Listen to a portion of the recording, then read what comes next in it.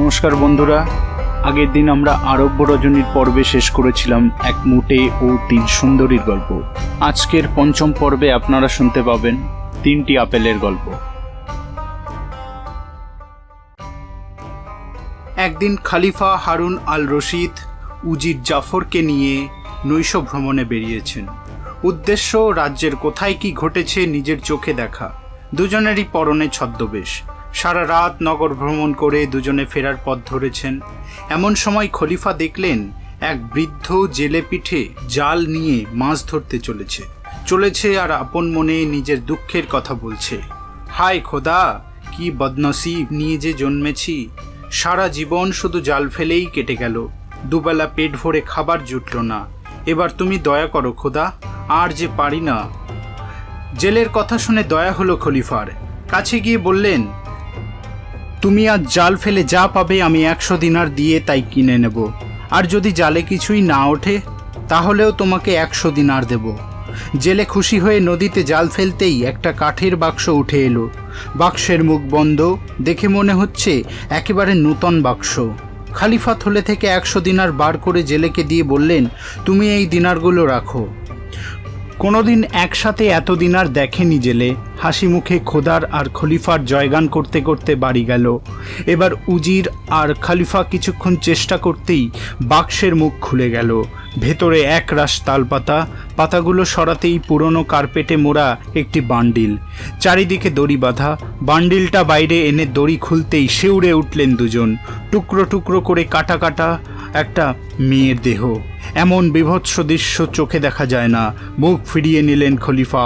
তারপরেই উজিরের দিকে চেয়ে চিৎকার করে উঠলেন, আমার রাজ্যে এমন খুন জখম হচ্ছে অথচ তুমি উজির হয়ে তার কোনো সংবাদই রাখো না। প্রতিদিন আমাকে বলছো এ রাজ্যের কোথাও কোনো অবিচার অত্যাচার হয় না।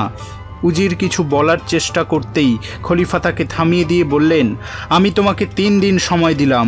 এর মধ্যে যদি এই রমণীর হত্যাকারীকে ধরতে না পারো তবে শুধু তোমার গর্দানই নেব না, তোমার 40 জন আত্মীয়কে ফাঁসি কাঠে ঝোলাবো।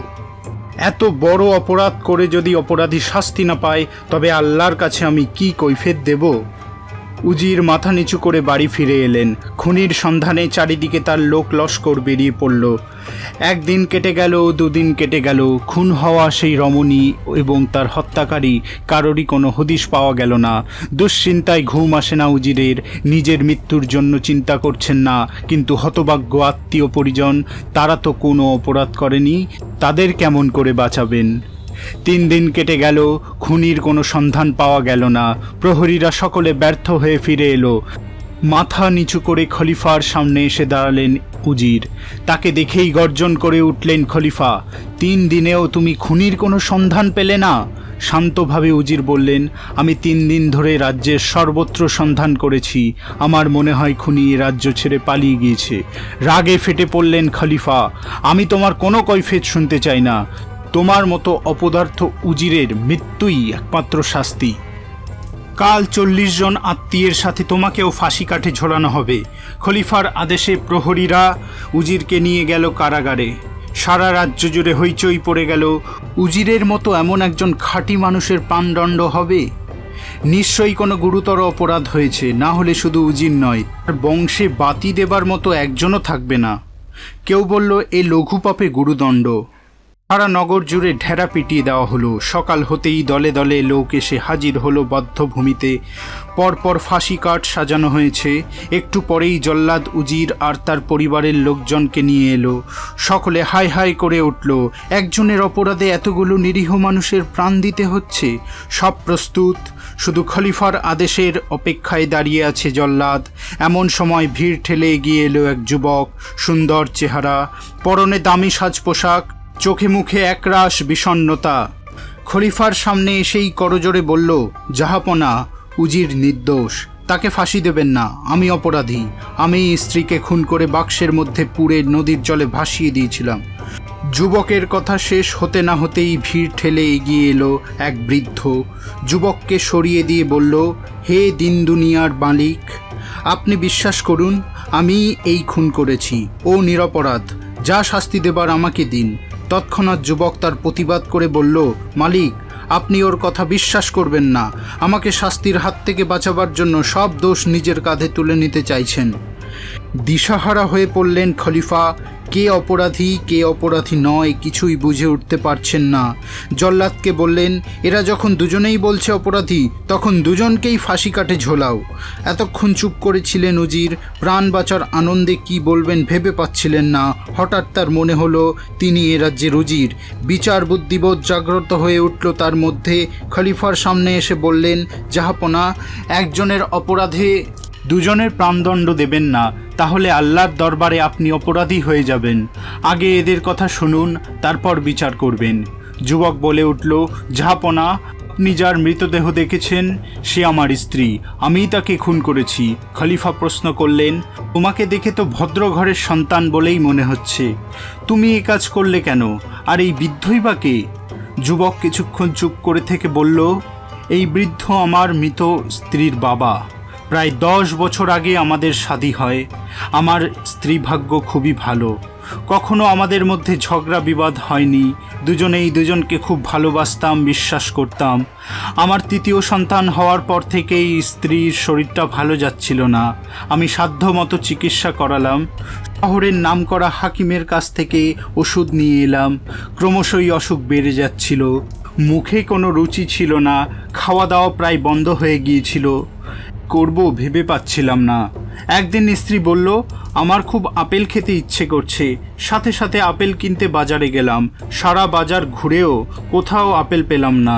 আশেপাশে যত বাজার ছিল সব ঘুরলাম, কোথাও আপেল নেই। শেষে একজন দোকানদার বলল, এখন তো আপেলের সময় নয়, এখানে কোথাও আপেল পাওয়া যাবে না। বসরার বাজারে যাও, ওখানে গেলে নিশ্চয়ই কারো কাছে আপেল পেয়ে যাবে। বসরার বাজার বেশ কয়েক দিনের পথ, তবুও স্ত্রীর কথা ভেবে সেই দিনই রওনা হলাম। একজনের কাছে 3টে আপেল পেলাম। 3 দিনার দিয়ে সেই আপেল কিনে যত তাড়াতাড়ি সম্ভব বাড়ি ফিরে এলাম। বিছানায় নিথর হয়ে শুয়েছিল স্ত্রী। শুনলাম আমি যাওয়ার পরেই তার প্রচণ্ড জ্বর এসেছিল। আপেল দিতেই পাশে রেখে দিল। বেশ কয়েকদিন দোকান বন্ধ। স্ত্রীর খানিক সেবা যত্ন করে দোকান খুলে বসলাম। 2 দিন পর দুপুরে দোকান বন্ধ করে বাড়ি ফিরছি। পটঘাট ফাঁকা, লোকজন নেই বললেই চলে। হঠাৎ নজরে পড়ল একজন নিগ্রো যুবক আপেল হাতে বাজারের দিকে চলেছে। ভালো করে তাকাতেই চিনতে পারলাম এ তো সেই বসরার আপেল, কয়েকদিন আগে আমি কিনে এনেছি। তাড়াতাড়ি এগিয়ে গিয়ে তাকে জিজ্ঞাসা করলাম, তুমি এ আপেল কোথায় পেলে? সে চটপট জবাব দিল, আমার ভালোবাসার মানুষের কাছে। কিছুদিন ধরে তার অসুখ, খেতে চেয়েছিল বলে তার হাদারাম বরটা বসরার বাজার থেকে এই আপেল নিয়ে এসেছে, আর আজ দুপুরে সে আমাকে এই আপেল খেতে দিয়েছিল। নিজের কানকেই বিশ্বাস করতে পারছিলাম না। আমি যাকে এত বিশ্বাস করেছি সে আমার সঙ্গে এত প্রতারণা করল। যুবকটির কথা শুনে অবিশ্বাস করার মতো কোনো কারণ খুঁজে পাচ্ছিলাম না। ছুটতে ছুটতে বাড়ি ফিরে এলাম।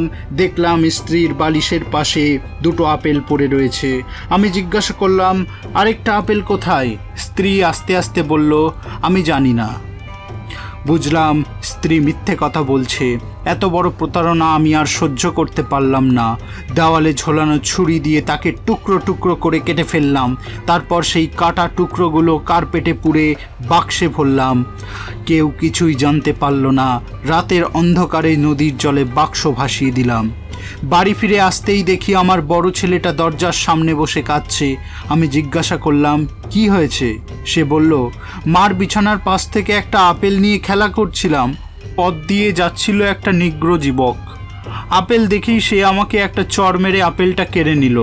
বললাম, আমার মার শরীর খারাপ, বাবা মার জন্য সেই বসরার বাজার থেকে এই আপেল নিয়ে এসেছে, তুমি আমার আপেল ফিরিয়ে দাও।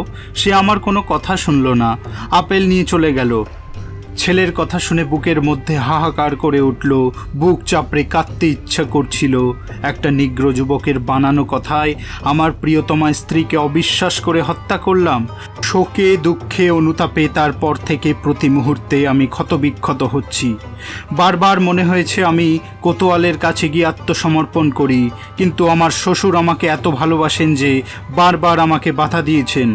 শেষে যখন দেখলাম আমার অপরাধের জন্য নিরপরাধ উজির আর তার বাড়ির লোকজন মারা পড়ছে, তখন আর থাকতে পারলাম না। আপনি আমাকে শাস্তি দিন জাহাপনা, এ অপরাধের বোঝা আমি আর সইতে পারছি না। কান্নায় ভেঙে পড়ল যুবক।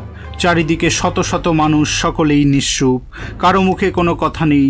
হঠাৎ খলিফা চিৎকার করে উঠলেন, উজির, যেমন করে পারো 3 দিনের মধ্যে ওই শয়তান নিগ্রোটাকে বন্দি করে রাজ দরবারে নিয়ে আসবে। এই খুনের জন্য সেই আসল অপরাধী। যুবক, আমি তোমাকে মুক্ত করে দিলাম, আল্লাহর কাছে দোয়া মানো, তিনিই তোমাকে ক্ষমা করবেন। রাজপ্রাসাদে ফিরে গেলেন খলিফা হারুন আল রশিদ। মহা চিন্তায় পড়ে গেলেন উজির জাফর। এক বিপদ থেকে রক্ষা পেয়ে আরেক নূতন বিপদ। এক নিগ্র যুবক আপেল চুরি করেছে। এত বড় নগরে কি করে তার সন্ধান পাবেন? 2 দিন কেটে গেল। যতদূর সম্ভব অনুসন্ধান করেও অপরাধীর বিন্দু বিসর্গ খবর পাওয়া গেল না। উজির বুঝতে পারলেন এবার আর কেউ তার মৃত্যুদণ্ড রোধ করতে পারবে না। যা কিছু সম্পত্তি ছিল সব দানপত্র করে পরিবারের লোকজনের কাছ থেকে বিদায় নিয়ে রাজপ্রাসাদের দিকে রওনা হবেন। এমন সময় তার ছোট মেয়ে সামনে এসে দাঁড়ালো। 2 হাতে তাকে বুকের মধ্যে টেনে নিয়ে আদর করতেই নাকে এলো আপেলের গন্ধ। চমকে উঠলেন উজির। এই সময় আপেল এলো কোথা থেকে? জিজ্ঞাস করতেই মেয়ে জামার পকেট থেকে একটা আপেল বার করে বলল, আমাদের চাকর রোহন আমাকে দিয়েছে। কোথায় রোহন? মনিবের ডাক শুনে ছুটে এলো নিগ্র চাকর রোহন। তাকে দেখেই চিৎকার করে উঠলেন উজির, তুই কোথায় পেলি এই আপেল? কাঁপতে কাঁপতে সে বলল, ছোট মনিবকে দেব বলে একটা ছেলের কাছ থেকে নিয়েছি। তার বাবা তার মার জন্য এই আপেল নিয়ে এসেছিল। উজির বুঝতে পারলেন তার এই চিৎকারের জন্যই এক নিরপরাধ সাধ্বীকে মরতে হলো। আর অপেক্ষা করলেন না উজির। চাকরকে নিয়ে তক্ষুনি রওনা হলেন খলিফার কাছে। সব কথা শুনতেই রাগে ফেটে পড়লেন খলিফা। এমন দুরাত্মার বেঁচে থাকার কোনো অধিকার নেই, এর প্রাণদণ্ডই হওয়া উচিত। মৃত্যু ভয়ে ঠকঠক করে কাঁপতে আরম্ভ করল চাকর রোহন। বহুদিনের পুরনো চাকর। মায়া হলো উজিরের। বুঝতে পারলেন তার শত অনুরোধেও খলিফার আদেশের নড়চড় হবে না। হাত জোর করে বললেন, জাহাপনা, আপনি দিন দুনিয়ার মালিক। রোহন যে অপরাধ করেছে তা ক্ষমার অযোগ্য, মৃত্যুই ওর যোগ্য শাস্তি।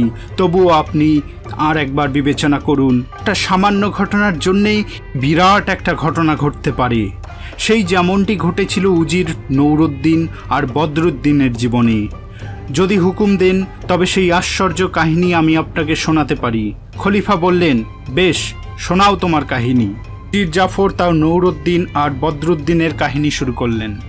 বহুদিন আগে মিশরে এক পরাক্রমশালী সুলতান রাজত্ব করতেন। আর উজির ছিলেন যেমন বিদ্বান তেমনি বুদ্ধিমান, দয়ালু, সুবিবেচক। প্রজারা যেমন তাকে শ্রদ্ধা করত তেমনি ভালোবাসত। উজিরের 2 ছেলে নূরউদ্দিন আর শামসুদ্দিন। রূপে গুণে বিদ্যায় বুদ্ধিতে কারোরই কোনো তুলনা হয় না। উজিরের মৃত্যু হতেই সুলতান 2 ভাইকে রাজ্যের নূতন উজির পদে বসালেন। 2 ভাই একই সাথে কাজকর্ম করে, খায় দায়, রাতে পাশাপাশি বিছানায় ঘুমায়। 2 ভাইয়ে যেমন মিল তেমন ভালোবাসা। একদিন বিছানায় শুয়ে কারোরই ঘুম আসছিল না। বড় ভাই শামসুদ্দিন বলল, এবার আমাদের শাদী করা দরকার। দুজনেই উজির হয়েছি, সংসারেও আর কোনো অভাব নেই। এটাই আমাদের শাদী করার উপযুক্ত সময়।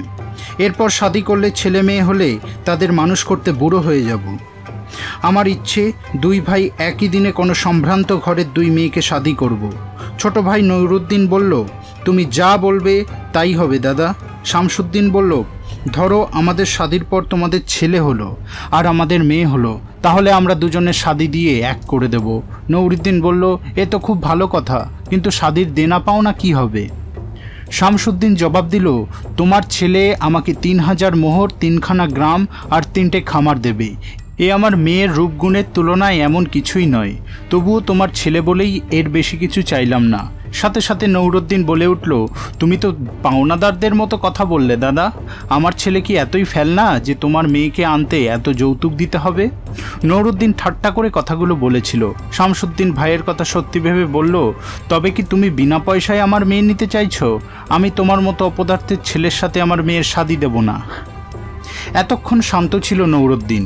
এবার দাদার কথায় তেলে বেগুনে জ্বলে উঠল, কি, আমি অপদার্থ? আসলে তুমিই মেয়েকে সামনে রেখে আমার সব সম্পত্তি হাতাতে চাইছো। শুরু হয়ে গেল 2 ভাইয়ে ঝগড়া। কেউ একবারের জন্য ভাবল না নিজেদেরই এখন শাদী হয়নি, ছেলে মেয়েদের শাদী তো দূর অস্ত। রাত শেষ হতেই বড় ভাই শামসুদ্দিন সুলতানের দরবারে বেরিয়ে গেল। বড় ভাইয়ের ব্যবহারে নূরউদ্দিনের মন এত খারাপ হয়ে গিয়েছিল আর ঘরে থাকতে মন চাইছিল না। খাবার দাবার আর প্রয়োজনীয় জিনিসপত্র নিয়ে বেরিয়ে পড়ল নূরউদ্দিন। যাওয়ার আগে এক চাকরকে বলল, আমি বিশেষ কাজে এক জায়গায় যাচ্ছি, যদি আমার ফেরার দেরি হয় কেউ যেন আমার খোঁজ না করে। মালপত্র ঘোড়ার পিঠে চাপিয়ে অজানা পথে রওনা হলো। সংসারের কোনো কিছুই আর তার মনকে স্পর্শ করছিল না। যে দাদাকে সে সব থেকে বেশি ভালোবাসত তার ব্যবহারই মনকে বিষিয়ে দিয়েছিল। কয়েকদিন পরেই মন থেকে সব রাগ বিদ্বেষ দূর হয়ে গেল। গ্রাম, নগর, বন্দরের নানা মানুষ, প্রাকৃতিক রূপ একটু একটু করে তার মনকে ভরিয়ে তুলেছিল। নূরউদ্দিনের মনে হলো এতদিন চার দেওয়ালের মধ্যে বন্দি থেকে বিশ্ব প্রকৃতির অপার সৌন্দর্য থেকে নিজেকে বঞ্চিত করে রেখেছিল, আর নিজেকে সংকীর্ণ গণ্ডির মধ্যে বেঁধে রাখবে না। দুনিয়ার হাটে নিজেকে মেলে ধরবে। চলতে চলতে এক শহরে এসে পৌঁছলো নূরউদ্দিন। অপূর্ব সুন্দর শহর, ঠিক যেন আঁকা ছবি। একজনকে জিজ্ঞেস করলো, এ শহরের নাম কি? হেসে ফেলল লোকটি। এ হচ্ছে দুনিয়ার সেরা শহর বসরা। অচেনা অজানা শহর। এক রাতের জন্য এক সরাইখানায় আশ্রয় নিল। খাওয়া দাওয়া সেরে সরাইখানার মালিককে বলল, তোমাদের এই শহরটা একটু ঘুরে দেখতে চাই। আমার সব জিনিসপত্র তোমার এখানে রইল। অপূর্ব সুন্দর নগর। দুচোখ ভরে সব কিছু দেখল নূরউদ্দিন। বেলা বাড়তে থাকে। ঘুরতে ঘুরতে ক্লান্ত হয়ে পড়ে নূরউদ্দিন। একটা গাছতলায় এসে বসে পড়ল। পথের উল্টো দিকেই ছিল বসরার উজিরের বাড়ি। দুপুরে খাওয়া দাওয়া সেরে জানলার ধারে বসে বিশ্রাম করছিল উজির। হঠাৎ তার চোখ পড়ল নূরউদ্দিনের দিকে। এমন সুপুরুষ চেহারা, বুদ্ধিদীপ্ত মুখে এর আগে কখনো দেখেনি উজির। তখনই এক চাকরকে ডেকে বললেন, গাছতলায় ওই যে ছেলেটা বসে আছে, ওকে ডেকে নিয়ে আয়।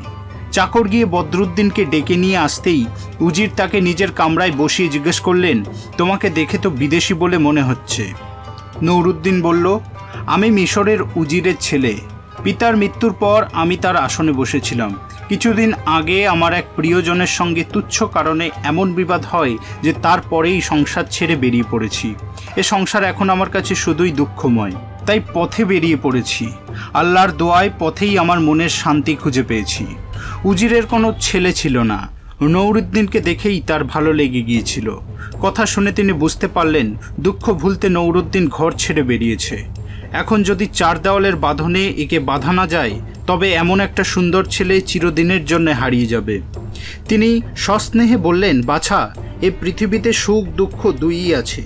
শুধু যদি দুঃখটাকেই বড় করে দেখো তবে তো সুখের সন্ধান কোনোদিনও পাবে না। তুমি আমার এখানে কয়েকদিন থাকো, যদি ভালো না লাগে আবার বেরিয়ে পড়ো। উজিরের কথায় এমন এক আকর্ষণ ছিল, সেখানেই রয়ে গেল নূরউদ্দিন। দুদিন যেতে না যেতেই নূরউদ্দিনকে এত ভালো লেগে গেল যে উজির মনে মনে ঠিক করলেন তার সাথে নিজের একমাত্র মেয়ের শাদী দেবেন।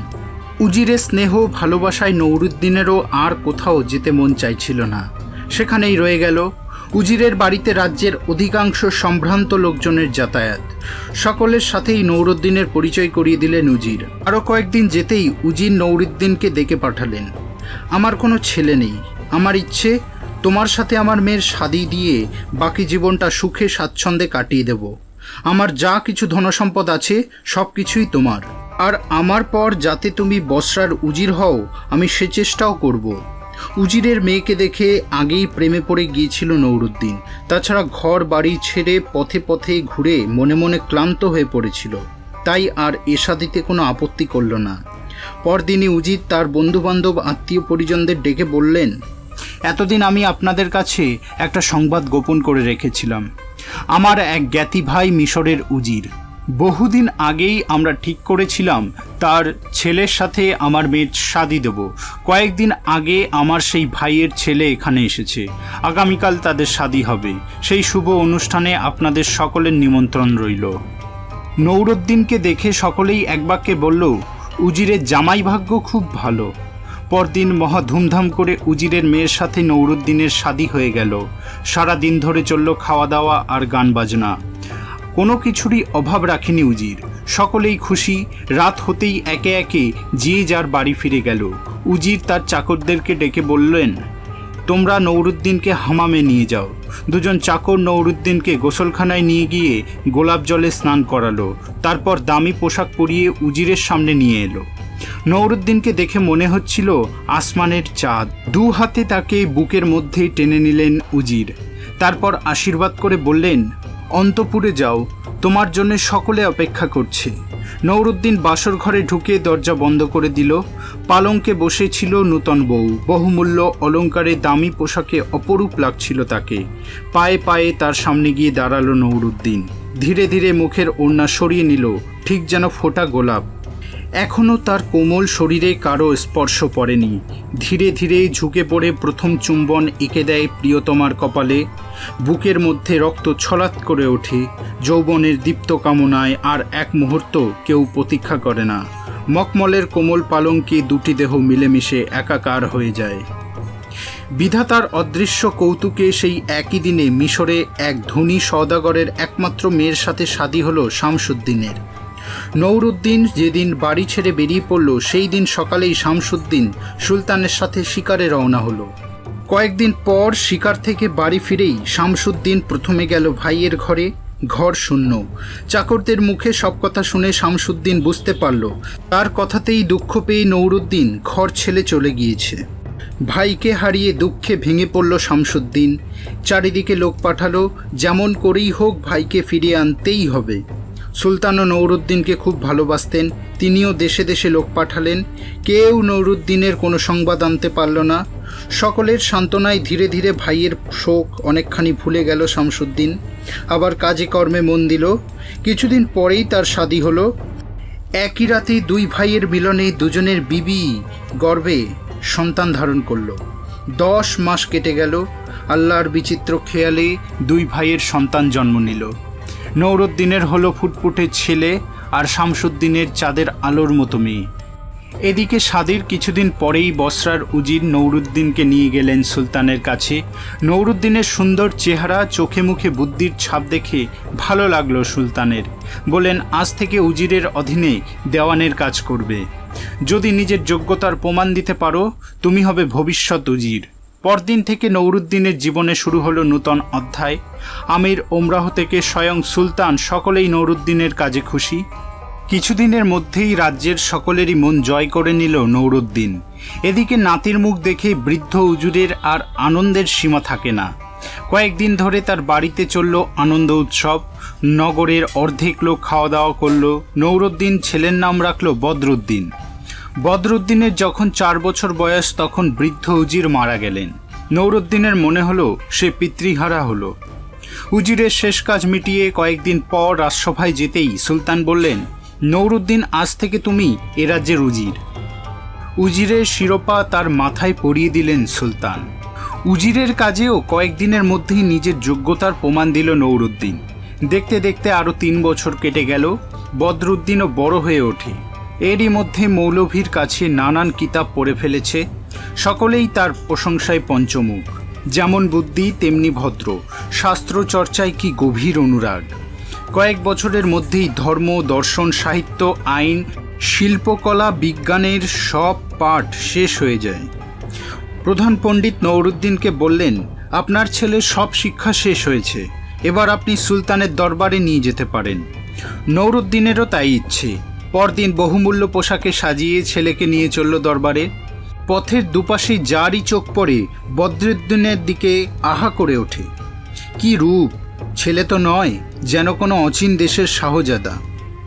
বদরুদ্দিনকে দেখে সুলতানেরও চোখের পলক পড়ে না। মানুষের এত রূপ হয়! কাছে টেনে নিয়ে নিজের সিংহাসনের পাশে বসালেন। সস্নেহে বললেন, আজ থেকে তুমিও তোমার বাবার সঙ্গে দরবারে আসবে। আল্লাহ যদি দোয়া করেন, তুমিই হবে আমার ভবিষ্যৎ উজির। নৌরুদ্দিনের আনন্দ দেখে কি, মনে হলো পৃথিবীতে তার চেয়ে সুখী আর কেউ নেই। কিন্তু মানুষ ভাবে এক, আল্লাহ করেন আরেক।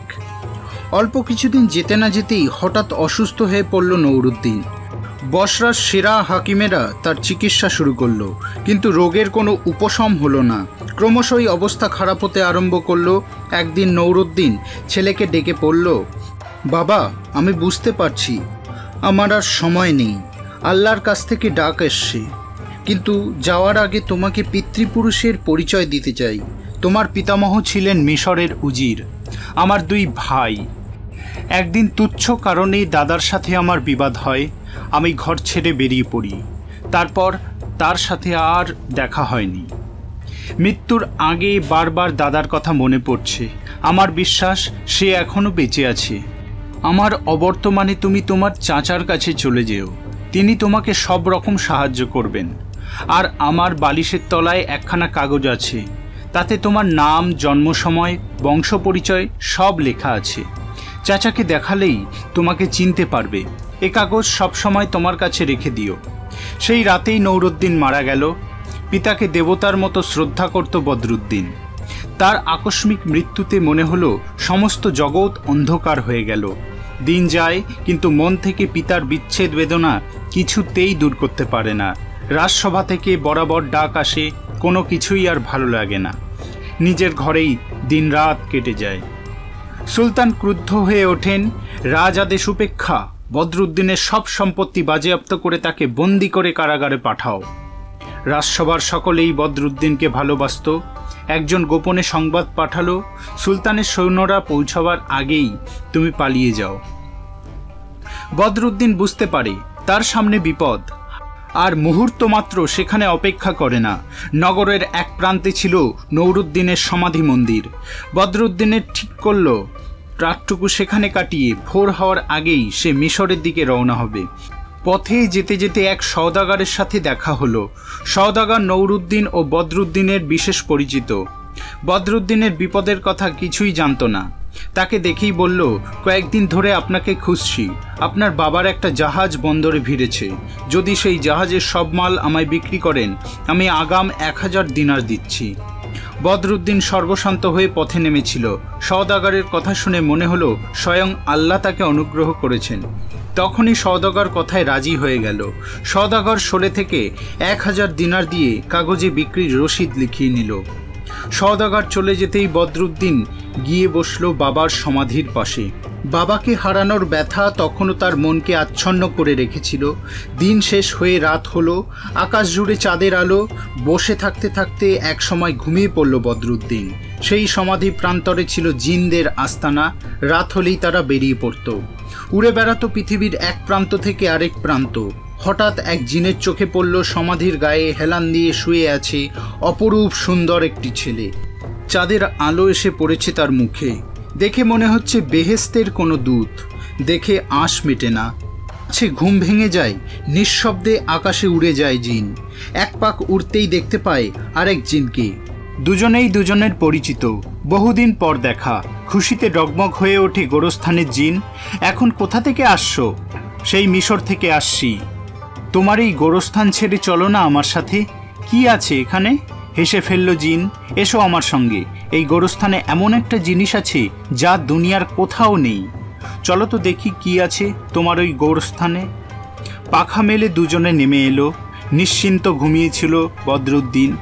তার দিকে একদৃষ্টে তাকিয়ে থাকে মিশরের জিন, আর তার চোখের পলক পড়ে না। হেসে ওঠে গোরস্থানের জিন। কি, কেমন দেখছো? সত্যি সত্যিই সুন্দর। সারা দুনিয়ায় এমন সুপুরুষ কোথাও দেখিনি। তবে একজনকে দেখেছি যার সৌন্দর্যের কাছে রূপও স্লান হয়ে যাবে।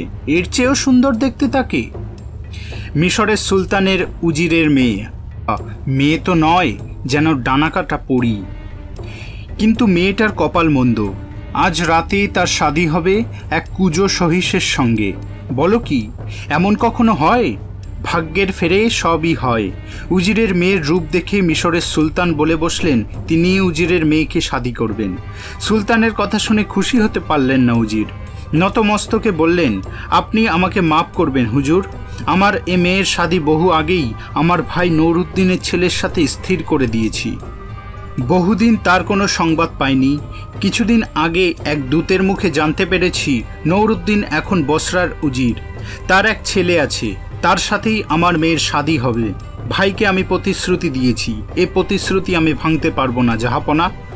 শামসুদ্দিনের কথা শুনে রাগে ফেটে পড়লেন সুলতান। উজির, তুমি আমার আদেশ অমান্য করে মেয়ের অন্যত্র শাদী দিতে চাও? আমি তোমার সেই ইচ্ছে পূরণ হতে দেব না। আজ রাতেই তোমার মেয়ের সাথে আমার কুজো সহিসের শাদী দেব। এখনই গিয়ে মেয়ের শাদীর প্রস্তুতি নাও। উজিরের মাথায় যেন আকাশ ভেঙে পড়ল। সুলতানের কাছে কত কাকুতি মিনতি করল, কিন্তু সুলতানের হুকুমের কোনো নড়চড় হলো না। ভারাক্রান্ত মন নিয়ে বাড়ি ফিরে এলো শামসুদ্দিন। সুলতানের আদেশ পালন করতেই হবে। এ আদেশ অমান্য করার অর্থ নিশ্চিত মৃত্যু। নিরুপায় হয়েই মেয়ের শাদির আয়োজন শুরু করলো শামসুদ্দিন। মিশরের জিনের কথা শুনে রাগে ফেটে পড়ল গোরস্থানের জিন। কখনোই এ শাদি হতে পারে না। উজিরের মেয়ের সাথে আমি এই ছেলেটার শাদি দেব। মিশরের জিন জবাব দিল, তুমি ঠিক বলেছ, যেমন করেই হোক আমরা এই দুজনের মিলন ঘটাবই। তুমি একে ঘুমের মধ্যেই উড়ে নিয়ে চলো মিশরে, তারপর যা করবার আমি করব। গোরস্থানের জিন দুহাত বাড়িয়ে বদরুদ্দিনকে কোলে তুলে নিয়ে উড়ে চলল। চোখের পলকে তারা উড়ে এসে নামল শামসুদ্দিনের বাড়ির সামনে। চারিদিকে লোকজন হইচই করছে। তাদের চিৎকারে বদরুদ্দিনের ঘুম ভেঙে যেতেই অবাক চোখে চারিদিকে তাকাতে থাকে। এ কোথায় এসেছে? সব কিছুই নূতন লাগছে। জিন তাকে ধরে এক পাশে নিয়ে গিয়ে সব কথা বলে। একটা মশাল ধরিয়ে দিয়ে বলল, একটু পরেই বরযাত্রী আসবে, তাদের মধ্যে যার পিঠে কুচ দেখবে সেই বর। তুমি তাদের সঙ্গে মিশে যাবে, সব সময় বরের পাশে পাশে থাকবে। আর তোমাকে এই থলেটা দিচ্ছি, এর থেকে দিনার নিয়ে উপস্থিত লোকজনের মধ্যে বিতরণ করবে। তারপর কি করতে হবে সময় মতো বলে দেব। একটু পরেই বরযাত্রীর দল এসে পড়ল। সামনে বাজনাদারের দল, পেছনে নাচের দল, তার মাঝে কুজো বর। যেমন মুখের চেহারা তেমনি গায়ের রং। বরের পোশাকে মনে হচ্ছিল ঠিক যেন মুখ পোড়া হনুমান। ভিড় ঠেলে বরের পাশে গিয়ে দাঁড়ালো বদরুদ্দিন। এতক্ষণ কেউ তাকে লক্ষ্য করেনি। উপস্থিত লোকজনের মধ্যে দুহাতে মোহর বিলোতেই সকলের নজর পড়ল তার দিকে। কেউ বদরুদ্দিনকে চেনে না, সকলেই ওকে প্রশ্ন করে, এই রূপ আলো করা ছেলেটা কোথা থেকে এলো? সকলেই ভাবল নিশ্চয়ই কোনো ভিনদেশি শাহজাদা কিংবা কোনো ধনী হবে। দিনার পেয়ে সকলেই খুশি। শাদির বাড়িতে প্রবেশ করতে বদরুদ্দিনের কোনো অসুবিধা হলো না। বিরাট এক কক্ষে সকলের বসবার আয়োজন। মাঝখানে সিংহাসন। পুজো গিয়ে সেই সিংহাসনে বসল। তার পাশে আসন করে নিল বদরুদ্দিন। অন্তঃপুরে নববধূর সাজে সেজে বসেছিল উজির কন্যা। পরনে রক্তবর্ণ পোশাক, তাতে সোনার উপর কারুকার্য করা, মাথায় সোনালি ওড়না, তাতে হীরের ফুল বসানো, গলার সাতনরি হার বুকের ওপর দোল খাচ্ছে, দুহাতে মুক্ত বসানো কঙ্কন আর জড়োয়া। ঝাড়বাতির আলোয় তার আভা ঠিকরে বেরোচ্ছে। বর এসেছে শুনেই তার সখীরা বেরিয়ে আসে। সকলেরই চোখ পড়ে বরের পাশে বসে থাকা বদরুদ্দিনের দিকে। দুহাতে দিনার বিলিয়ে চলেছে বদরুদ্দিন। সকলেই তার প্রশংসায় পঞ্চমুখ। দু একজন সামনে গিয়ে বলে ওঠে, ওই ছুঁচো মুখোটাকে এখান থেকে দূর করে ওই খুবসুরত ছোকরার সাথেই উজিরের মেয়ের শাদি দাও। আরেকজন পেছন থেকে বলে ওঠে, ওরে বেটা কুজো, তুই তো বউয়ের পেটের কাছে পড়বি, বউকে চুমু খাবি কি করে? আরেকজন ফোড়ন কাটে, কেন মই দিয়ে ওঠে? সকলে হিহি করে হেসে ওঠে। রাগে গজগজ করে ওঠে কুজো। হঠাৎ চারিদিকে হইচই ওঠে। কোণে আসছে, শাদির অনুষ্ঠান হবে। ঘর ছেড়ে সকলে বেরিয়ে পড়ে। শুধু বসে থাকে কুজো আর বদরুদ্দিন। বদরুদ্দিনকে দেখে রাগে গজগজ করে উঠল কুজো, কি হলো, এখানে বসে আছো? সকলে তো চলে গেল, তুমি যাবে না? না গেলে গলা ধাক্কা দিয়ে বের করে দেবো। অপমানে আসন ছেড়ে উঠে দরজার দিকে যেতেই জিন সামনে এসে দাঁড়ায়, কোথায় যাচ্ছ? একটু পরে কুজো পালিয়ে গেলে তুমি কনের কাছে গিয়ে বলবে তুমিই আসল বর। সুলতান মজা করবার জন্য কুজোটাকে পাঠিয়েছিল। জিনের কথা শুনে বদরুদ্দিন আবার নিজের আসনে গিয়ে বসে। ওদিকে কুজোর আর প্রতীক্ষা সয় না। ভেতরে ভেতরে ছটফট করে কখন সুন্দরী বিবিকে নিয়ে বিছানায় শোবে, নরম শরীরটাকে দলামালাই করবে। ভাবতে ভাবতে গোসলখানায় গিয়ে ঢোকে। পাশর ঘরে ঢোকার আগে আরেকবার সাফ হয়ে নিতে হবে। ভিড়ের চাপে আর গরমে শরীরের যা হাল হয়েছে। গোসলখানায় ঢুকে দরজা বন্ধ করতেই কোথা থেকে একটা ধেড়ে ইঁদুর গায়ের উপর লাফ দিয়ে পড়ল। ভয়ে চমকে উঠল কুজো। কয়েক পা পিছিয়ে যেতেই ইঁদুরটা পাজামার মধ্যে ঢুকে পড়ল। ঘাবড়ে গিয়ে পাজামার দড়িটা খুলে ফেলল কুজো। পরমে সরু এক টুকরো ইজের। পাজামা তুলে নিয়ে তাড়া করতেই ইঁদুরটা পালিয়ে গেল। সাথে সাথে কোথা থেকে একটা মোটা কালো বিড়াল এসে হাজির। গোলার মতো দু চোখে যেন আগুন জ্বলছে। ঝাঁটার মতো গোপ পাকিয়ে লোম ফুলিয়ে দাঁত খিচিয়ে কুজোর দিকে তেড়ে এলো। কুজো তেড়ে যেতেই থমকে গেল বিড়ালটা। বেড়ালের রূপধারী জিন বুঝতে পারল ইঁদুর বেড়াল হয়ে কুজোকে ভয় পাওয়ানো যাবে না। এক পলকে বেড়াল থেকে মহিষ হয়ে গেল। আবলুস কাঠের মতো কুচকুচে কালো রং, মাথায় ধারালো শিং, রক্তের মতো লাল টকটকে চোখের তারা বনবন করে ঘুরছে। পা বাঁকিয়ে মাথা ঝুঁকিয়ে ফোঁস করে উঠতেই ভয় পেয়ে গেল কুজো। সাহায্যের জন্য চিৎকার করে উঠতে চাইল, কিন্তু গলা দিয়ে কোনো স্বর বেরোলো না। ঠক করে কাঁপতে আরম্ভ করলো। হঠাৎ মানুষের গলায় মহিষ গর্জন করে উঠল, তোর এত সাহস, আমার বাগদত্তাকে শাদি করতে চাস? নিজের কানকেই বিশ্বাস করতে পারছিল না কুজো।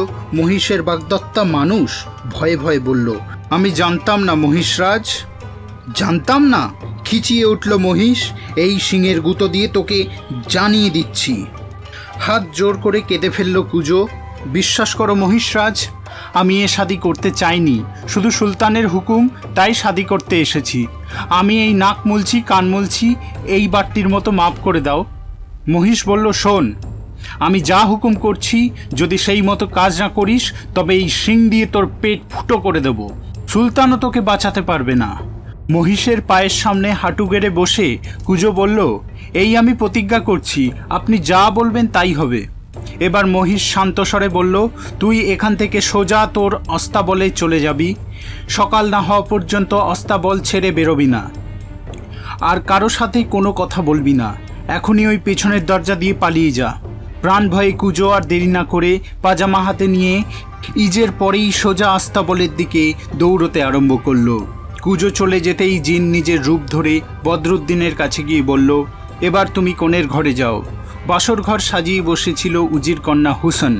মনে আনন্দ নেই, মুখে হাসি নেই, চোখের কোণে ঝিলিক নেই, ঠিক যেন এক বিষাদের প্রতিমূর্তি। তার পাশে বসে থাকা মেয়েরা বলাবলি করছিল, কুজোর সঙ্গে এক যুবক এসেছে, ঠিক যেন শাহজাদা।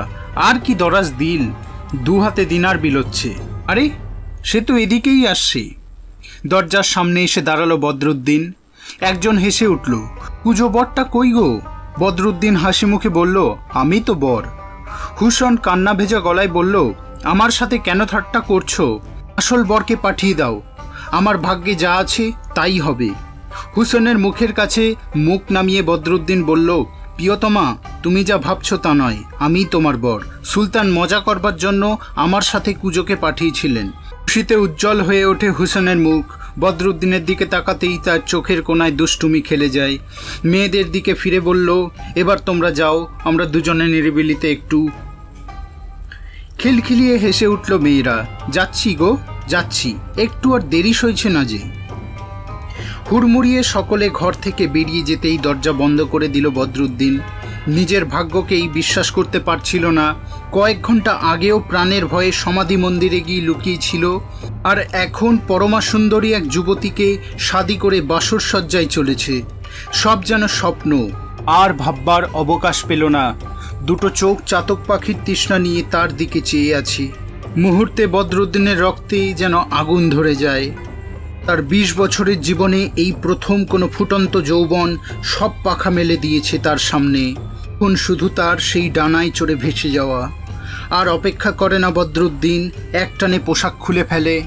সওদাগরের দেওয়া দিনারের থলে আর বাবার চিঠিটা চেয়ারে রেখেই ঝাঁপিয়ে পড়ে নরম পালঙ্কে। কয়েক মুহূর্তে দুটি দেহ মিলেমিশে একাকার হয়ে যায়। রাত বেড়ে চলে। যৌবনের তীব্র পিপাসা আকণ্ঠ পান করেও যেন কারো তৃপ্তি হয় না। এক সময় দুজনেই ক্লান্ত হয়ে পড়ে। পরস্পর বক্ষলগ্না হয়ে দুজনেই ঘুমিয়ে পড়ে। এই সুযোগেরই প্রতীক্ষায় ছিল গোরস্থানের জিন। বদরুদ্দিনের ঘুমন্ত দেহটা কাঁধে তুলে নিয়ে উড়তে আরম্ভ করলো। কিছু দূর যেতেই আকাশপথে উড়ে যাচ্ছিল এক মেয়ে জিন। সমস্ত রাত ঘুরেও সে কোথাও একটাও পুরুষ জিন পায়নি। গোরস্থানের জিনকে দেখেই তার মিলন আকাঙ্ক্ষা তীব্র হয়ে ওঠে। হুসেনের নগ্ন দেহের অপরূপ সৌন্দর্য দেখে মনে মনে জিনও চঞ্চল হয়ে উঠেছিল। মেয়ে জিন সামনে এসে ইঙ্গিত করতেই জিন বলল, আমার পিঠে যে একজন মানুষ রয়েছে তাকে বসরায় পৌঁছে দিতে হবে। মানুষটিকে এখানে নামিয়ে দাও, রাত শেষ হয়ে আসছে, আমি আর থাকতে পারছি না। জিনও অপেক্ষা করতে চাইছিল না। শো শো করে মাটিতে নেমে এলো। এক জায়গায় বদরুদ্দিনকে নামিয়ে দিয়ে মেয়ে জিনকে নিয়ে চলল নির্জন প্রান্তরে। সেখানে তারা মিলিত হয়ে বাকি রাতটুকু আনন্দ উপভোগ করে ভোর হওয়ার আগেই রওনা হলো যে যার গন্তব্যস্থলে। বদরুদ্দিনের কথা আর তাদের মনে পড়ল না। রাত শেষ হয়ে সকাল হলো। জিন বদরুদ্দিনকে শুইয়ে রেখেছিল দামাস্কাস শহরের ফটকের বাইরে। প্রহরী ফটক খুলতেই চমকে উঠল। একটা বড় পাথরের ওপর শুয়ে রয়েছে নওজোয়ান এক যুবক, একেবারে উলঙ্গ, শরীরের কোথাও এক টুকরো সুতোর চিহ্ন নেই, পরম নিশ্চিন্তে ঘুমিয়ে আছে। ততক্ষণে দু একজন করে লোক সেখানে জড়ো হতে আরম্ভ করেছে। সকলেই বলাবলি করে, কোথা থেকে এলো এই যুবক? এক একজন এক এক রকম কথা বলে। এত লোকের কথাবার্তায় ঘুম ভেঙে গেল বদরুদ্দিনের। চোখ মেলে তাকাতেই সব কিছু স্বপ্নের মতো মনে হলো। সে তো শুয়েছিল নববধূর সাথে নরম পালঙ্কে, কিন্তু এখন সে কোথায় শুয়ে আছে? কোনো কিছুই তো পরিচিত বলে মনে হচ্ছে না। দাঁড়িয়ে একা একজনকে জিজ্ঞেস করলো, আমি কোথায়? এ দামাস্কাস, তুমি ফটকের বাইরে শুয়েছিলে। হেসে উঠল বদরুদ্দিন। কি পাগলের মতো কথা বলছো? কাল রাতে মিশরে আমার শাদী হয়েছে, সমস্ত রাত স্ত্রীর সঙ্গে কাটিয়েছি, আর তোমরা বলছো এ দামাস্কাস? একজন বলে উঠল, রাতে বুঝি নেশাটা বেশি জমে উঠেছিল, এখনো খোয়াব কাটেনি। সকলে হো হো করে হেসে উঠল। বদরুদ্দিন চেঁচিয়ে উঠল, বিশ্বাস করো, কাল রাতে আমি মিশরে ছিলাম। দু একজন চাপা গলায় বলল, মনে হচ্ছে লোকটার মাথায় গন্ডগোল আছে। বয়স্ক গোছের একজন সমবেদনার সুরে বলে উঠল, আহা, এই কাঁচা বয়সে ছেলেটার মাথা খারাপ হয়ে গেল। কাছে এগিয়ে এসে সে বলল, বাছা, তুমি বাড়ি যাও, এ মিশর নয়, দামাস্কাস। মিশর এখান থেকে বহু দূরের পথ, এক রাতেই সেখান থেকে এখানে আসা যায় না। তোমার নিশ্চয়ই কোনো ভুল হয়েছে, কিংবা স্বপ্ন দেখছিলে। এবার রাগে ফেটে পড়ল বদরুদ্দিন। আল্লাহর দিব্যি, কাল রাতে আমি মিশরে ছিলাম, আমার সেখানে শাদী হয়েছে। একটা ছেলে চেঁচিয়ে উঠল, শাদী হয়েছিল তো শাদীর পোশাক কোথায়? সত্যিই তো, কোথায় গেল তার শাদীর পোশাক? এতক্ষণ পর শরীরের দিকে তাকাতেই লজ্জায় লাল হয়ে উঠল বদরুদ্দিন। এতক্ষণ সম্পূর্ণ উলঙ্গ হয়ে এখানে শুয়েছিল, এক লাফে উঠে দাঁড়িয়ে দু হাতে পুরুষাঙ্গ ঢেকে ছুটতে আরম্ভ করলো। লোকজনেরও তার পেছনে পাগল পাগল বলে চিৎকার করে ছুটতে আরম্ভ করলো। শহরের ছোট ছোট ছেলেরাও ভিড়ে গিয়ে ইট ছুটতে আরম্ভ করলো। বদরুদ্দিন বুঝতে পারল, এভাবে ছুটে সে কোথাও পালাতে পারবে না। সামনেই একটা সরাইখানার খোলা দরজা দেখে ভেতরে ঢুকে পড়ল। সরাইখানার মালিক একসময় এক ডাকাত দলের সর্দার ছিল, যেমন নৃশংস তেমনি শক্তিমান। সেই জন্যে নগরের অধিকাংশ লোকেই তাকে ভয় করত। অসহায় বদরুদ্দিনকে দেখেই তার কেমন মায়া হলো। সামনে এসে তার কাঁধে হাত রেখে বলল, কি হয়েছে তোমার? বিশ্বাস করুন, আমি পাগল নই, আমি ভিনদেশী লোক। এখানে সবাই আমাকে পাগল বলে তাড়া করছে। নিজের একটা পোশাক বদরুদ্দিনকে দিয়ে সরাইখানার মালিক দরজার সামনে এসে দাঁড়ালো। তাকে দেখেই লোকজন ভয়ে পিছোতে আরম্ভ করলো। অল্পক্ষণের মধ্যেই চারিদিক ফাঁকা হয়ে গেল। সরাইখানার মালিক ফিরে এসে বলল, কে তুমি? কোথা থেকে এখানে এসেছো? বদরুদ্দিন সব ঘটনা খুলে বলতেই মালিক বলল, খোদার এই বিশাল দুনিয়ায় কোথায় কি ঘটে কেউ জানে না, সবই তোমার বদনসিব বেটা। বাবাকে হারালে, শাদীর রাতে বউকে হারালে।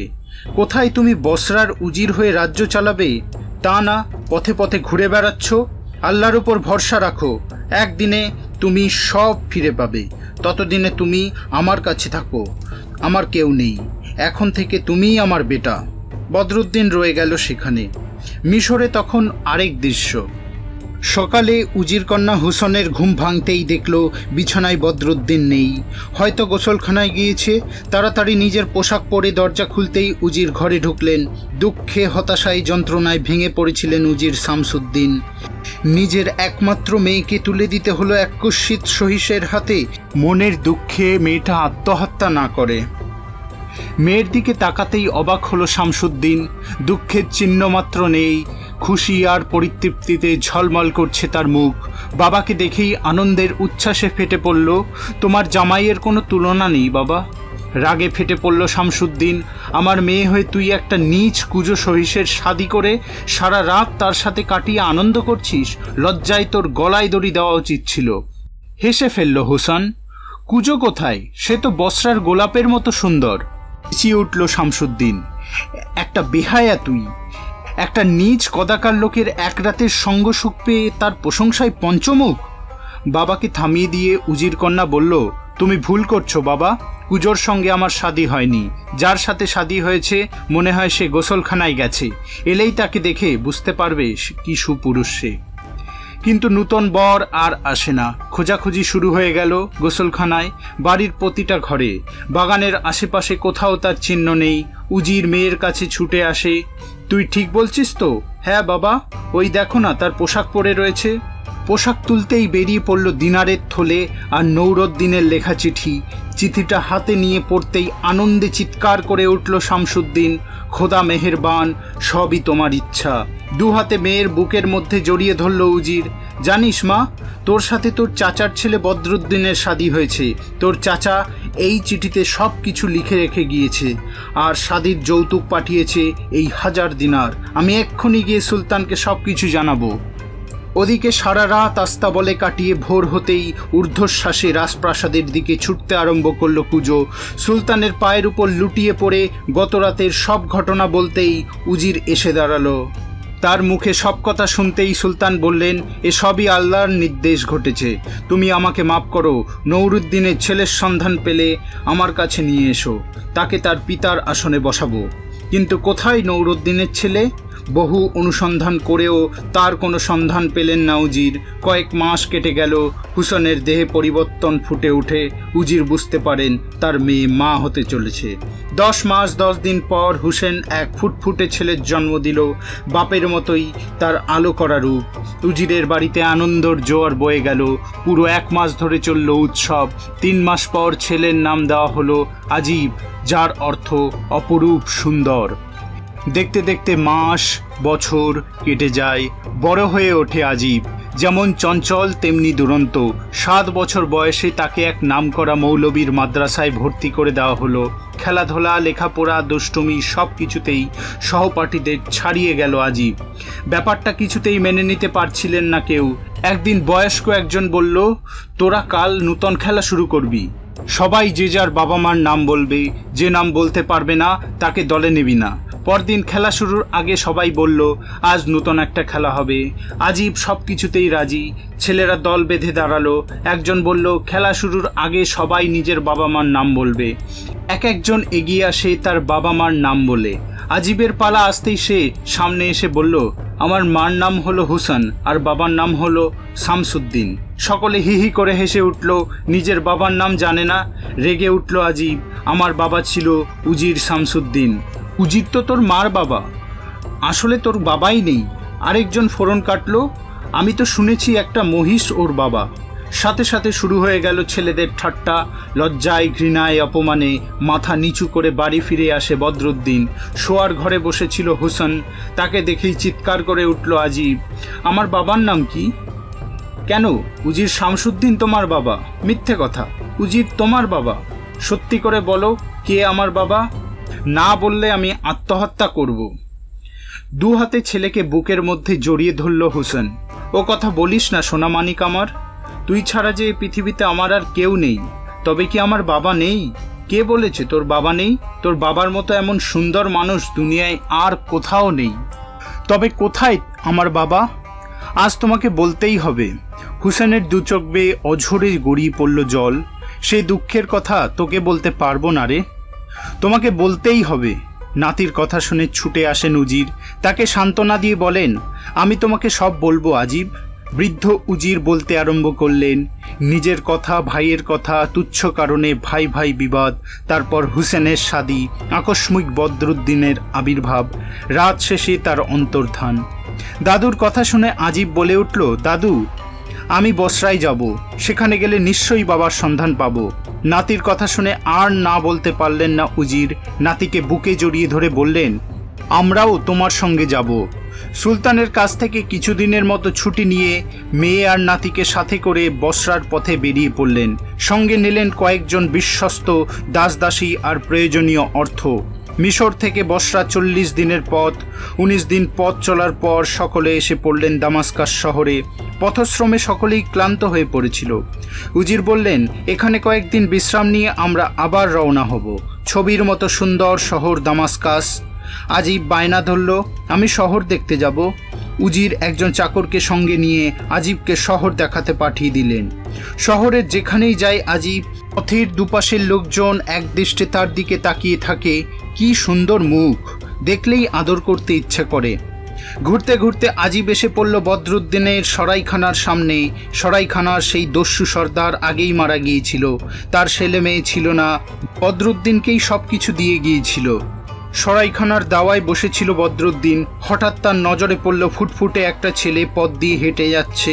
সাথে সাথে বুকের মধ্যে এক অজানা আকর্ষণ অনুভব করে বদরুদ্দিন।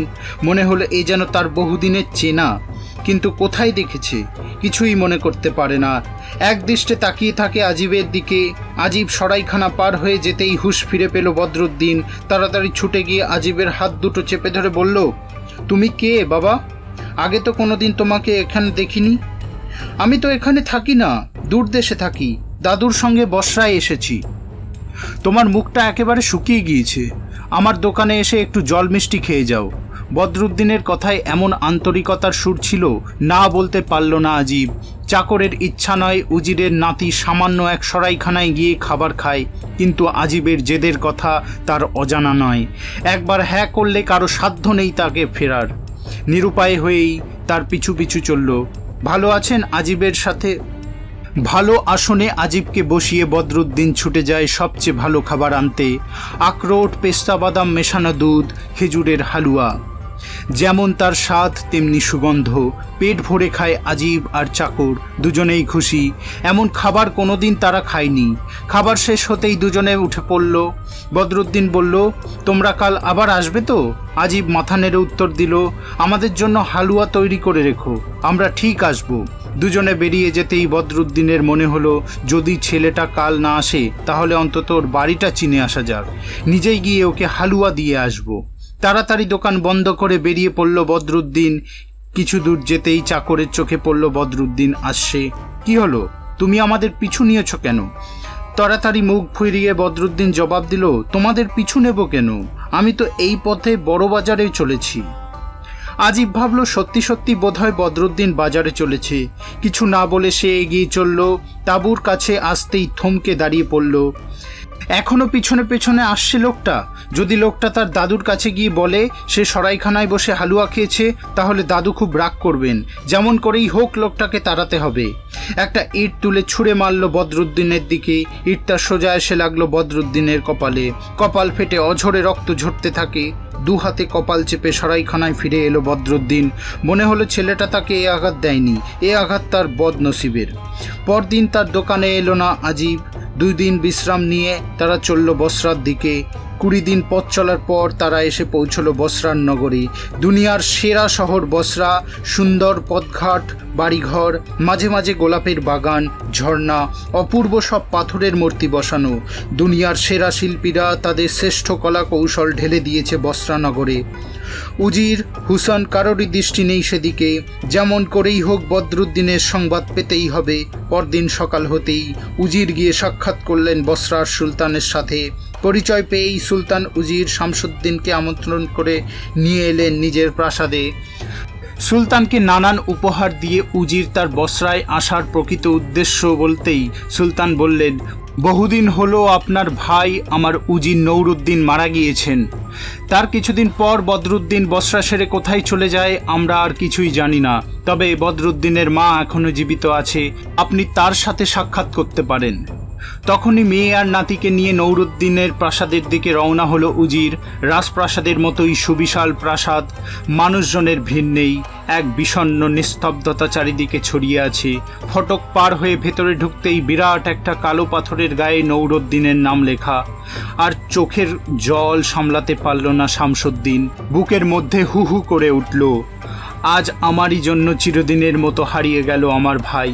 হুসেন বুঝতে পারে বাবার যন্ত্রণা। হাত ধরে মৃদুস্বরে বলল, ভেতরে চলো বাবা। চোখের জল মুছে প্রাসাদে ঢোকে 3 জন। অন্তঃপুরের এক কক্ষে বসেছিল নৌরুদ্দিনের বিধবা স্ত্রী। বদরুদ্দিন ঘর ছাড়ার পর থেকেই নিঃসঙ্গ আনন্দহীন জীবন কাটিয়ে চলেছে। 3 জন সামনে গিয়ে দাঁড়াতেই মুখ তুলে তাকালো, কে তোমরা? শামসুদ্দিন কিছুক্ষণ চুপ করে থেকে বলল, আমি নৌরুদ্দিনের দাদা শামসুদ্দিন, মিছরের সুলতানের উজির, আর এ আমার মেয়ে হুসেন, তোমার ছেলে বদরুদ্দিনের বউ, আর এ আজিব, তোমার বংশের প্রদীপ। হুসেন আর বদরুদ্দিনের একমাত্র সন্তান। আনন্দে চিৎকার করে ওঠে বদরুদ্দিনের মা, আমার বদর বেঁচে আছে? কোথায় আছে সে? শামসুদ্দিন সমস্ত ঘটনা খুলে বলতেই নাতি আর ছেলের বউকে বুকে জড়িয়ে ধরে কান্নায় ভেঙে পড়ল বদরুদ্দিনের মা। তার দুঃখের অন্ধকারে এতদিনে আলোর দেখা মিলেছে। ভ্রাতৃবধূকে সান্ত্বনা দিয়ে শামসুদ্দিন বলল, এখন কান্নার সময় নয় বোন, মন শক্ত করো। তোমাকে আমরা মিশরে নিয়ে যেতে এসেছি। বদরুদ্দিনকে আমরা খুঁজে বার করবই। নাতি আর ছেলে বউকে ছেড়ে থাকতে মন চাইছিল না বদরুদ্দিনের মার। শামসুদ্দিনের কথায় রাজি হয়ে গেল। কয়েকদিন সেখানে কাটিয়ে সব জিনিসপত্র বাঁধাছাদা করে সুলতানের কাছ থেকে বিদায় নিয়ে চারজন রওনা হলো মিশরের দিকে। এবার সঙ্গে আরও লোকজন, দাসদাসী। 20 দিন পথ চলার পর তারা আবার এসে পৌঁছলো দামাস্কাসে। সেই পুরনো জায়গায় তাঁবু ফেলা হলো। পথশ্রমে বদরুদ্দিনের মা ক্লান্ত হয়ে পড়েছিল।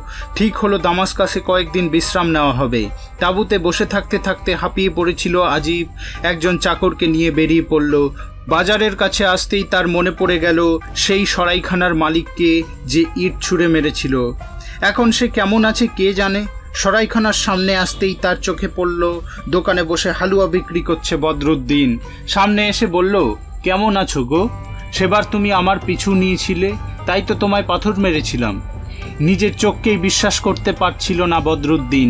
তাড়াতাড়ি উঠে গিয়ে আজিবকে দোকানে নিয়ে এসে বলল, আমার ভুল হয়ে গিয়েছিল, আর আমি তোমার পিছু নেব না। কেন জানি না তোমাকে দেখার পর থেকেই আমি তোমাকে ভুলতে পারছি না। সব সময় মনে হয় তুমি যেন আমার কতদিনের চেনা। বদরুদ্দিনের কথা শুনে আজিব বুঝতে পারল তার বোনের মধ্যে নিশ্চয়ই কোনো দুঃখ আছে। সান্ত্বনা দেবার জন্য বলল, আজ তোমার দোকানে পেট ভরে হালুয়া খাবো। এক পাশে আজিবের চাকর দাঁড়িয়েছিল, তাকেও দোকানে এনে বসালো বদরুদ্দিন। পেট ভরে দুজনকে হালুয়া খাইয়ে শরবত দিল। দুজনে উঠতেই বদরুদ্দিন বলল, কাল আবার এসো, আমি আরও ভালো হালুয়া তৈরি করে রাখবো। তাঁবুতে ফিরে আসতেই বদরুদ্দিনের মা নাতিকে কোলে টেনে নিয়ে বলল, এতক্ষণে কোথায় ছিলি দাদু? আমি যে তোর জন্য হালুয়া তৈরি করে রেখেছি, তাড়াতাড়ি খাবি চল। এতক্ষণে বোধহয় সে হালুয়া ঠান্ডা হয়ে গেল। আজিবের পেট ভর্তি, তবু ঠাকুমার কথায় খাবার টেবিলে গিয়ে বসলো। হালুয়া মুখে পুরেই চুপ করে বসে থাকে। কি হলো, হালুয়া যে খাচ্ছিস না? তোমার হালুয়া ভালো হয়নি খেতে। বলিস কি, আমার হালুয়া খারাপ? আমার মতো হালুয়া তৈরি করতে সেরা কারিগররাও পারতো না। তোর বাবা এত ভালোবাসতো যে নিজেই হালুয়া করা শিখে নিয়েছিল। আজিব মাথা নেড়ে বলল, তুমি যাই বলো ঠাকুমা, বাজারে এক মিঠাইওয়ালার দোকানে হালুয়া খেয়েছি। কি তার স্বাদ আর খুশবু, একবার খেলে সারা জীবন মুখে লেগে থাকবে। সাথে সাথে বদরুদ্দিনের মা চেঁচিয়ে উঠল, তুই বাজারে গিয়ে হালুয়া খেয়েছিস? সামনে দাঁড়িয়েছিল চাকরটা, তার দিকে ফিরে রেগে ফেটে পড়ল, তোর এত সাহস, তুই উজিরের নাতিকে বাজারে নিয়ে গিয়ে যা খুশি তাই খাওয়াস? চাকর বুঝতে পারল উজির জানতে পারলে মহা অনর্থ হবে। তাড়াতাড়ি খাবার কথা অস্বীকার করে বলল, না না, আমরা তো হালুয়া খাইনি, খাবার দোকানের পাশ দিয়ে গিয়েছি। আজিব চাকরের কথার অর্থ বুঝতে পারল না, চেঁচিয়ে উঠল সে, কি মিথ্যে কথা বলিস তুই? দোকানে বসে দুজনে পেট ভরে হালুয়া আর শরবত খেলাম, আর এখন বলছিস কিছু খাইনি? নাতির চিৎকার শুনে উজির ছুটে এলেন। কি হয়েছে আজিব? সব কথা শুনে রেগে ফেটে পড়লেন উজির। চাকরের কান ধরে বলে উঠলেন, তুই আমার নাতিকে একটা হালুই করের দোকানে বসিয়ে খাবার খাইয়েছিস? ভয়ে চাকরের মুখ দিয়ে আর কোনো কথা বার হয় না। তুই যখন কথা বলবি না, তখন টেবিলের ওপর রাখা সব হালুয়া খেতে হবে। চাকর ভাবল এই বোধহয় তার শাস্তি। অতি কষ্টে এক মুঠো খেতেই বমি করে ফেলল। উজির বুঝতে পারল চাকর এত হালুয়া খেয়েছে যে তার এক মুঠো খাবার ক্ষমতাও নেই। দুজন জোয়ান পাহারাদারকে ইশারা করতেই দমাদম পিটতে আরম্ভ করলো চাকরকে। বেশ কয়েক ঘা পড়তেই চিৎকার করে উঠল চাকর, আর মারবেন না হুজুর, আমি সব বলছি। আমরা দুজন এক সরাইখানার দোকানে গিয়ে হালুয়া আর শরবত খেয়েছি। এমন হালুয়া জীবনে কোনোদিন খায়নি। বদরুদ্দিনের মা কিছুতেই বিশ্বাস করতে পারছিল না কেউ তার চেয়ে হালুয়া করে। চাকরকে বলল, ঠিক আছে, তুই এক্ষুনি গিয়ে সেই দোকান থেকে এক বাটি হালুয়া কিনে নিয়ে আয়। উজির খেয়ে বলবেন কার হালুয়া ভালো। চাকর এক ছুটে বাজার থেকে হালুয়া নিয়ে এলো। ঢাকনা খুলতেই সারা ঘর জুড়ে তার সুবাস ছড়িয়ে পড়ল। বদরুদ্দিনের মা এক টুকরো হালুয়া মুখে দিতেই অস্ফুট আর্তনাদ করে জ্ঞান হারিয়ে ফেলল। সাথে সাথে সকলে মিলে তাকে শুইয়ে দিল। জল বাতাস করতেই চোখ মেলে তাকালো। আমার বদর, আমার বদর। কোথায় তোমার বদর? এই হালুয়ার কারিগরি আমার বদর। কি বলছো তুমি? আমি ঠিকই বলছি, এ হালুয়া শুধু আমি আর বদর ছাড়া কেউ তৈরি করতে জানে না। আমি বলছি আমার বদর ছাড়া কেউ নয়। উজির বললেন, আমি এক্ষুনি লোক পাঠাচ্ছি বদরুদ্দিনকে নিয়ে আসতে। তুমি আর হুসেন পর্দার আড়ালে থেকে তাকে দেখবে। যদি সে সত্যই বদরুদ্দিন হয়, এখানে কেউ আমরা পরিচয় দেব না। মিশরে গিয়ে হবে সকলের মিলন। বদরুদ্দিনের মা উজিরের কথায় রাজি হয়ে গেলেন। উজির তক্ষুনি তার 10 জন প্রহরীকে ডেকে বললেন, তোমরা এই চাকরের সাথে এক সরাইখানায় যাবে, তারপর সেখানকার হালুয়াকারকে ধরে নিয়ে আসবে। দেখবে তার যেন কোনো আঘাত না লাগে। উজিরের লোকজন তক্ষুনি বাজারের দিকে রওনা হলো। দুপুরবেলা বাজার ফাঁকা। দাওয়ায় একা একা বসে আজিবের কথাই ভাবছিল বদরুদ্দিন। এমন সময় উজিরের লোকজন এসে তাকে ঘিরে ফেলল। সামনেই দাঁড়িয়েছিল চাকর। একজন প্রহরী চাকরকে দেখিয়ে বদরুদ্দিনকে জিজ্ঞাসা করলো, তুমি কি একে হালুয়া বিক্রি করেছো? বদরুদ্দিন মাথা নাড়তেই প্রহরী বলল, তোমাকে আমাদের সাথে যেতে হবে, আমাদের মনিবের হুকুম। কে তোমাদের মনিব? মনিবের কাছে গেলেই জানতে পারবে। বদরুদ্দিন বুঝতে পারল প্রহরীদের সাথে অনর্থক বিবাদ করে লাভ নেই। সরাইখানার দরজা বন্ধ করে প্রহরীদের সাথে রওনা হলো। উজিরের সামনে এসে দাঁড়াতেই বদরুদ্দিন বলল, হুজুর, আমি কি এমন অপরাধ করেছি যে আপনার লোকেরা আমাকে ধরে নিয়ে এলো? উজির শামসুদ্দিন গম্ভীর কণ্ঠে বললেন, এ হালুয়া কি তোমার তৈরি? বদরুদ্দিন নিজের হাতে তৈরি হালুয়া দেখে বলল, হ্যাঁ হুজুর, এ আমার নিজের হাতে তৈরি হালুয়া। তোমার হালুয়ায় এত নুন বেশি হয়েছে যে আমার এক বাদী খেয়ে অসুস্থ হয়ে পড়েছে। তোমাকে এর জন্য চরম শাস্তি পেতে হবে। এ আপনি কি বলছেন হুজুর? হালুয়ায় সামান্য নুন বেশি হয়েছে বলে আমাকে শাস্তি পেতে হবে? আমি এখানেই তোমাকে শাস্তি দিতাম, কিন্তু সুলতানের বিনা অনুমতিতে তোমাকে শাস্তি দিতে পারবো না। তাই তোমাকে আমার রাজ্যে যেতে হবে। উজির যখন বদরুদ্দিনের সাথে কথা বলছে, দরজার আড়ালে এসে দাঁড়ালো হুসেন আর বদরুদ্দিনের মা। বহুদিন তারা কেউ বদরুদ্দিনকে দেখেনি, তবু এক পলক দেখেই তারা চিনতে ভুল করল না। জ্ঞান হারিয়ে দুজনেই মাটিতে লুটিয়ে পড়ে। দাসীরা এসে তাদের তুলে নিয়ে যায় পালঙ্কে। খবর পেয়েই উজির ছুটে আসেন অন্তঃপুরে। মেয়ে আর ভ্রাতৃবধূর কথা শুনে বুঝতে অসুবিধা হয় না, এতদিনে খুঁজে পেয়েছে তার হারা নিধি মানিককে। তখনই উজির হুকুম দিলেন, তাঁবু তোলো, আমরা আজই মিশরের দিকে রওনা হব। বদরুদ্দিনও আমাদের সাথে যাবে। দীর্ঘ 19 দিন পর সকলে এসে পৌঁছল মিশরের কায়রোতে। বদরুদ্দিন কিছুই বুঝে উঠতে পারে না। এদিকে উজিরের মনে আনন্দের সীমা নেই। মেয়েকে কাছে টেনে নিয়ে বললেন, এতদিনে তোর দুঃখের রাত শেষ হবে। আজ রাতে আমি আবার তোর বাসর ঘর সাজিয়ে দেব, ঠিক 10 বছর আগে যেমন করে বাসর ঘর সাজানো হয়েছিল। সমস্ত দিন ধরে বাসর ঘর সাজানো হলো। যেখানে যেমন জিনিস ছিল সেইভাবে রাখা হলো। এমনকি বদরুদ্দিনের মাথার টুপি, টাকার থলে, সেই চিঠি সব চেয়ারের ওপর সাজিয়ে রাখা হলো। এত বছর ধরে উজির সব কিছু গুছিয়ে রেখেছিল সিন্ধুকে। সারা দিনের পরিশ্রমে ক্লান্তিতে সন্ধে হতেই ঘুমিয়ে পড়েছিল বদরুদ্দিন। উজিরের আদেশে প্রহরীরা তাকে পোশাক ছাড়িয়ে রাজবেশ পরিয়ে দিল। তারপর তাকে নিঃশব্দে তুলে এনে বাসর সজ্জায় শুইয়ে দিল। আকস্মাৎ মৃত্যু স্পর্শে ঘুম ভেঙে গেল বদরুদ্দিনের। চোখ মুলতেই সব কিছু কেমন নূতন মনে হলো। ভালো করে তাকালো, পলকে মনের মধ্যে একটা অস্পষ্ট ছবি ফুটে উঠল। এই ঘর, পালঙ্ক, সাজসজ্জা, আসবাবপত্র বহুদিন আগে কোথায় যেন দেখেছে সে। চকিতে মনে পড়ে গেল 10 বছর আগে সে বাবার সমাধি মন্দিরে ঘুমিয়ে পড়েছিল। ঘুম ভাঙতেই দেখল এক শাদির আসরে বসে আছে। তারপর বাসসজ্জায় কি মধুর এক রাত। নিজের সব পোশাক খুলে মিলিত হয়েছিল প্রিয়তমার সাথে। আরে ওই তো সেই পোশাক। বিছানা ছেড়ে এক লাফে উঠে এলো। তার টুপি, পোশাক, টাকার থলে, এমনকি চিঠিটা পর্যন্ত রয়েছে। সব যেন স্বপ্নের মতো মনে হচ্ছে। আর ভাববার অবকাশ পেল না বদরুদ্দিন। কেউ মধুর কণ্ঠে তাকে ডাকলো। রাত যে শেষ হয়ে এলো, আর কতক্ষণ অপেক্ষা করব প্রিয়তম? মুখ ফেরাতেই চমকে উঠল বদরুদ্দিন। এ তো সেই সুন্দরী, তার এক রাতের বউ। সামনে এসে দাঁড়ালো বদরুদ্দিন। এতদিন কোথায় ছিলে তুমি?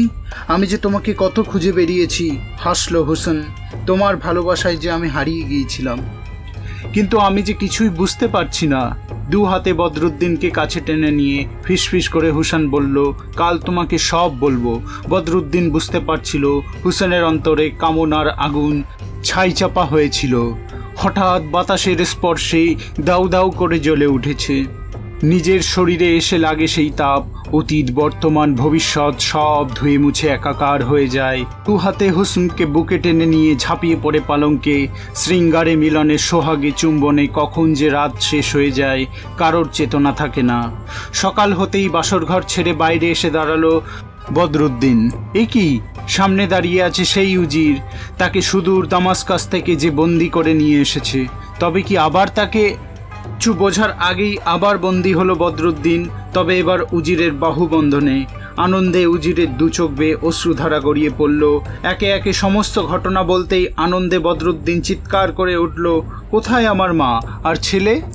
উজিরের ডাকে দুজনে ঘরে ঢুকতেই ভালোবাসার বাঁধনে তিনজন বাধা পড়ে গেল।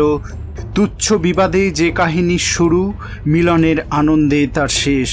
গল্প শেষ করেই খলিফা হারুন আল রশিদের উজির বললেন, হুজুর, তুচ্ছ কারণে কত বিবাদ ঘটে যায় আমরা কখনো টের পাই না।